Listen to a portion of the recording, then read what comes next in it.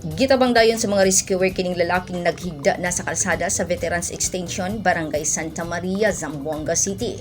Gisakay kini sa stretcher o gisulod sa ambulansya aron dalhon sa ospital. Subay sa report, gipusil ang biktima sa armadong nakamotorsiklo nga angkas pa ang iyang asawa ni adtong tungura nga swerteng wala maigo sa bala. Giila sa mga pulis ang biktima nga si Oliver Ong Tao, residente sa Adsra Village, Santa Maria, Zamboanga City. Pero namatay gihapon ang biktima pag-abot sa hospital. Nakahipos ang mga pulis og basiyo sa bala sa gituo ang kalibre .45 nga pistola nga gigamit sa mga armado nga nanibat human sa pagpamusil. Base sa impormasyon, nagmotor ang biktima kuyog ang iyang asawa dihang giatangan kini sa mga armado ug gipusil. Gipalaw man na sa kapulisan ang pag-imbestiga sa pagpusil patay sa biktima aron matino ang tinuod nga motibo. Grace Alcunaba, Newsline Philippines, Zamboanga City. Stay safe